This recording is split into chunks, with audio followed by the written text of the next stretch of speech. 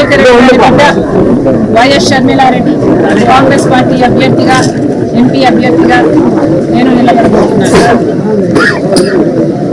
ఈ నిర్ణయం తీసుకోవడం నాకు సులువైంది కాదు. ఈ నిర్ణయం నా కుటుంబాన్ని నిలువున చీలుస్తుంది అని తెలిసి కూడా తీసుకున్న నిర్ణయం.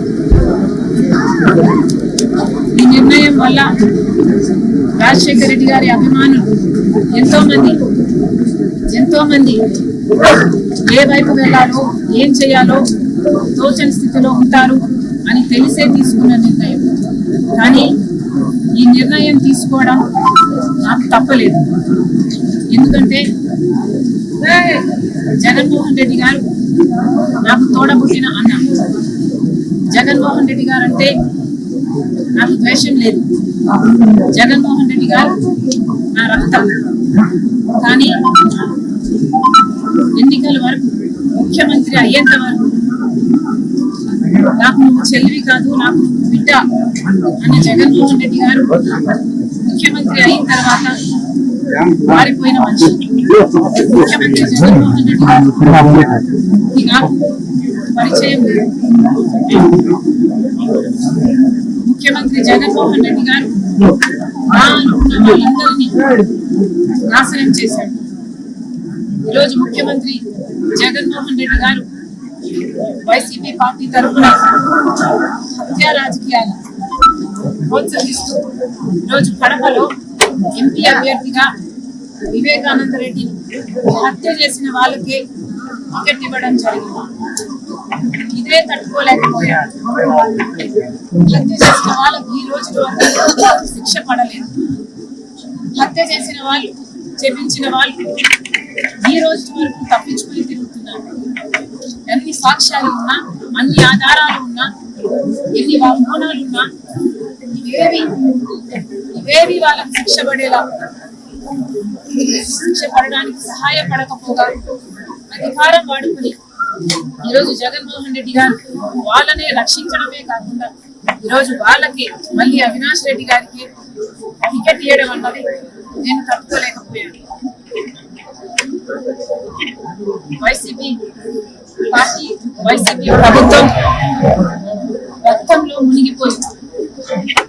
వివేకానంద రెడ్డి హత్యను ఆ రోజు రాజకీయం కోసం వాడుకున్నారు అన్న విషయం నాకు ఆఖరి వరకు అర్థం కాదు. సాక్షి ఛానల్లో అంత ఘోరంగా వివేకానంద రెడ్డి హత్య జరిగితే వివేకానంద రెడ్డికి హార్ట్ అటాక్ అని మొట్టమొదటిగా సాక్షి ఛానల్ చెప్పింది. ఎందుకు అన్న విషయం ఆ రోజు నాకు అర్థం కాలేదు. వివేకానంద రెడ్డి హత్య విషయంలో ఎన్ని ఆధారాలు ఉన్నప్పటికీ కూడా అదే హంతకుని పదే ఈ 5 సంవత్సరాలుగా వెనుకొచ్చాడు జగనన్న గారు. ఇవన్నీ ఒక ఎత్తు అయితే అసలు ఈ కడప ఎన్నికల్లో మళ్ళీ ఆయనకి టికెట్ ఇవ్వడం ఇంకొక ఎత్తు. ఇంత తెలిసి కూడా, ఇంత గౌరవం అని తెలిసి కూడా, ప్రజలు హర్షించరు అని తెలిసి కూడా, ఎంత అహంకారం కాకపోతే మళ్ళీ అదే అవినాష్ రెడ్డికి జగనన్న గారు టికెట్ ఇస్తారు.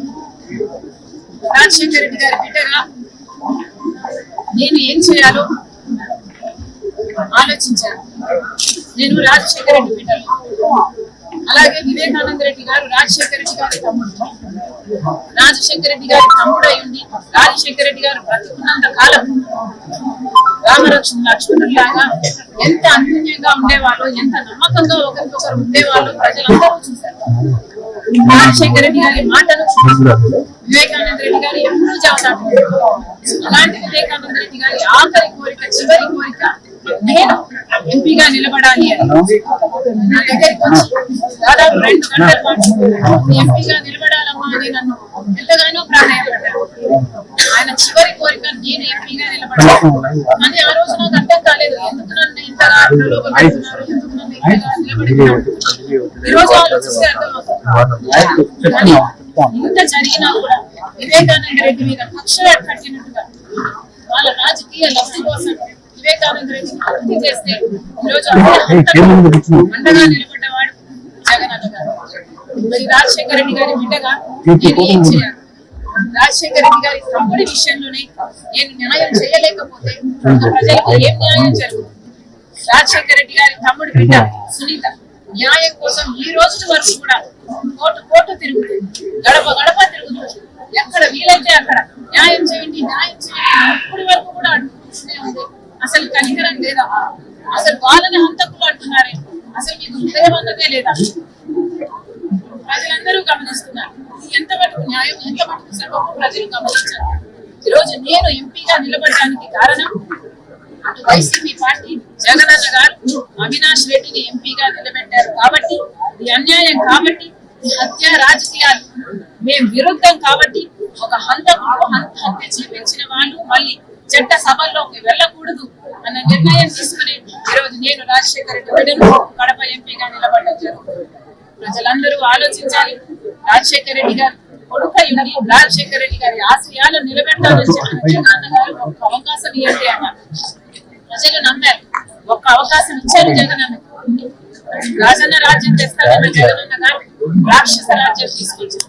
ఒక్క అవకాశం ఇవ్వండి, నేను స్పెషల్ స్టేటస్ తీసుకొస్తాను అని చెప్పారు జగనన్న గారు. ఆయన స్వప్న యోజనాల కోసం స్పెషల్ స్టేటస్ బీజేపీ పార్టీకి తాకట్టు పెట్టేశారు. ఒక్క అవకాశం ఇవ్వండి, నేను పోలవరం కడతాను అన్నాడు.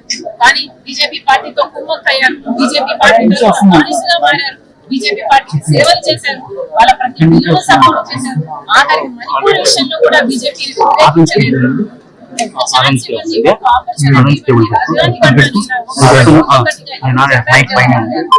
ఆఖరికి పూర్తి మద్యపాన నిషేధం చేస్తానని చెప్పి మహిళల్ని మోసం చేశారు, పేదవాళ్ళకి ఇల్లులని చెప్పి మోసం చేశారు, జాబులని చెప్పి మోసం చేశారు. ఒకటి కాదు, రెండు కాదు, ఒక్క ఛాన్స్ ఇస్తే రాష్ట్రాన్ని అప్పుల కుప్పగా చేశారు, మద్యాన్ని ఏర్లై పాలిస్తున్నారు, డ్రగ్స్. ఇదేనా? ఒక్క ఛాన్స్ ఇస్తే ఏం చేశారు జగనన్న గారు? ఈరోజు రాష్ట్ర ప్రజలందరూ ఆలోచన చేయాలి. రాజశేఖర రెడ్డి నిజంగా నేను చెప్తున్నాను, కాంగ్రెస్ పార్టీని ఆశీర్వదించండి, కాంగ్రెస్ పార్టీని మళ్ళీ అవకాశం ఇవ్వండి. ఏ కాంగ్రెస్ పార్టీలో అయితే రాజశేఖర రెడ్డి గారు ఎన్ని అనేకమైన పథకాలు, ఉపాధి హామీ పథకమైన, రుణమాఫీ అయినా, ఇలా ఫీజు రీయింబర్స్మెంట్ అయినా, 40 లక్షల మందికి పేదవాళ్ళకి ఇల్లు కట్టడమైనా, ఇవన్నీ జలయజ్ఞమైన రాజశేఖర రెడ్డి గారు చేసింది కాంగ్రెస్ పార్టీ సహకారం వల్లనే. కాబట్టి మళ్ళీ ఈ కాంగ్రెస్ పార్టీని ఆశీర్వదించాలి. రాజశేఖర రెడ్డికి తీసుకొస్తానని ఆంధ్ర రాష్ట్ర ప్రజలు